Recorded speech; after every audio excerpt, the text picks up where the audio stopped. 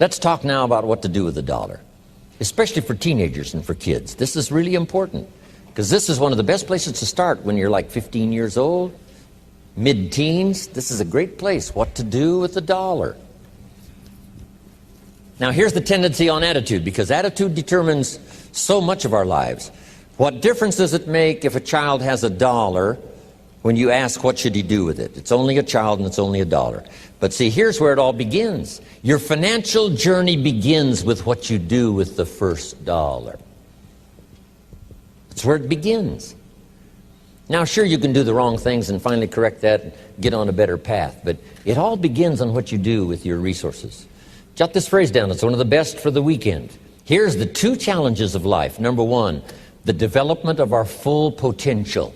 That's challenge number 1. Challenge number 2 is the wise use of all our resources. That sums up life in general. The development of all of our potential and the wise use of all our resources. One of our resources is time, and we talked about that. Now we're going to talk about the wise resource called money. And let me share with you now a little plan. Because when I met Shof, and he asked me about my financial condition, he said, how much money have you saved and invested the last 6 years? And I said 0. He said, not a good number. Here's what I told him. If I had more money, I'd have a better plan. Now jot this down, because here's what he said. If you had a better plan, you would have more money. Next key phrase, it's not the amount that counts, it's the plan that counts. So let's start with something now as seemingly as small as $1. What should you do with it? Here's what we teach, teenagers especially. You should never spend more than 70 cents. Never spend more than 70 cents of each dollar you earn, or each dollar that comes your way, by gift or by labor. Now you've got to have some plan what to do with your dollar. I've developed this little plan simply for suggestion, and then you've got to do the rest to revise it and do whatever you want to with it. But here's what I teach. Never spend more than 70 cents. You got to pick something, some number. This is the best one I could figure out. Now we've got another 10 cents, and another 10 cents, and another 10 cents, which is the 30 plus the 70, which is the full dollar. So we spend nothing more than 70 cents. Now what do we do with the other 30? Here's some of the most important information. 10 cents is for charity, or for church, or whatever worthy projects you think you might engage in. Here's one of the best things to teach kids, generosity. Because first we're going to teach abundance, to provide more than you could use for yourself. The be fruitful philosophy means to produce more than you need, so you have more than necessity, you have some to share. Some churches teach a 10%, a tithe they call it, which is fine. The key is to either administer this 10 cents yourself or to give it to some institution, a church or whatever, and let them spread it around. Let them put it where it's needed.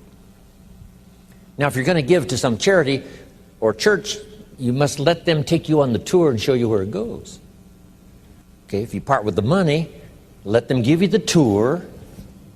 Here's where the 10% goes if you're going to tithe. Because now that gives you great joy to give 10%. Because you say, hey, here's what it's doing, here's what it's doing, here's where it's going, here's who gets it. Okay? Now the next 10 cents is called the use of capital. Here's what capital and capitalism is. So jot this down. Capital is any value you set aside. Capital is any value you set aside to be invested in an enterprise that brings value to the marketplace, hoping to make a profit. That's what capital and capitalism is. I can say it in one sentence.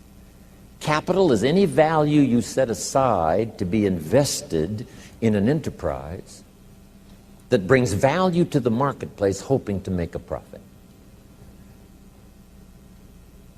Now, the capital is the value you set aside.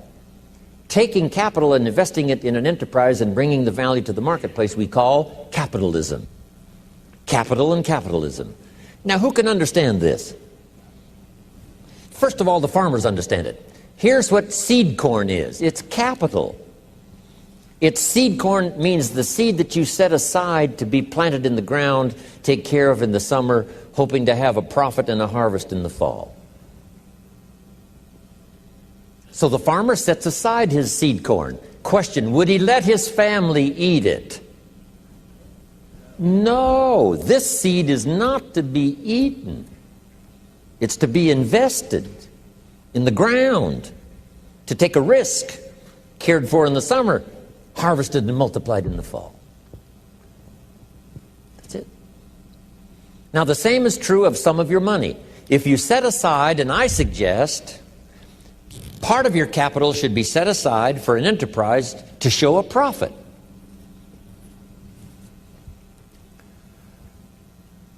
And we can teach kids the early fundamentals of capitalism. Now, once the kid has $1 profit, now what should he do with the dollar? This is the formula that I've come up with, what to do with that dollar. Don't spend more than 70 cents, 10 cents for church or charity, 10 cents to invest back into your business so that someday you can buy more than one bottle and get it a little cheaper so that when you sell it you make a little more money. Now here's the other 10 cents. It's 10 cents that you invest and let someone else use it. This is called active capital, where you actually engage in the enterprise that makes a profit. Now another 10 cents is for passive capital, where you let someone use this 10 cents out of every dollar. You put it in a bank that pays interest. They use it and they pay you for the use of this money. That's called passive capital. So we've got active capital and passive capital. Maybe you invest this in a stock eventually if you have enough money, and the stock pays you dividends, and also there may be an increase in the value of the stock. So this is the little formula I come up with: 70, 10, 10, and 10. It's very simple. And kids can figure it out, kids can understand it. Enterprises that kids can be involved in starting early. Now, when you first start, if you're an adult now, you may be in such bad shape financially that you couldn't do the 70, 10, 10, and 10. If you're in real bad shape, you may have to do the 97, 1, 1, and 1. Because it may take this to pay your bills if you haven't had a good plan up until now. But jot this down now. It's not the amount that counts, it's the plan that counts. So let's say you were in such poor financial shape, you had to start 97, 1 for charity, 1%, another 1% for active capital, another 1% for passive. Now here's the key: to get these numbers starting up and get this number starting down. If you will actually do this, you can't believe how exciting it is to watch the numbers change. Don't spend more than 70% of your income. 10% for church or charity. 10 cents active capital, buy and sell, see if you can make a profit. And 10% for passive capital, let somebody else use your money. Pay you interest, dividends, stock increase, whatever. It's a pretty good plan. 70, 10, 10, and 10. A lady in Mexico the other day said, I heard your plan 10 years ago. I followed it. She said, I'm now a millionaire. I own 2 different properties because you also said don't buy the second car until you've bought the second house. It's not cars that make you rich. It's real estate that makes you rich. She said, I'm now about to buy the 3rd house, so I'm now giving myself the luxury of buying the 3rd car. Simple little ideas.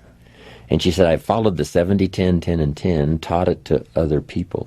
They're following it and getting great results. One thing I didn't know when I was growing up and found out at age 25, that you could work both on your living and your fortune at the same time if you had a good plan. Don't just work on your living, work on your fortune. Work on becoming financially independent. Financial independence is the ability to live from the income of your personally invested resources. And the day you can finally do that, what's exciting about that is that now you can work for joy and not for necessity. And strangely enough, you probably work a lot harder for joy than you do for necessity. I have a unique friend. He started an enterprise, and by the time he had it up and running about 2.5, 3 years, he didn't have to work anymore the rest of his life. So now he's financially independent. But then he created a vast fortune, that next 20 years of his life, simply because he was working for joy and not for necessity. So get to that position as quick as you can. So I'm now teaching. Work both on your living and your fortune.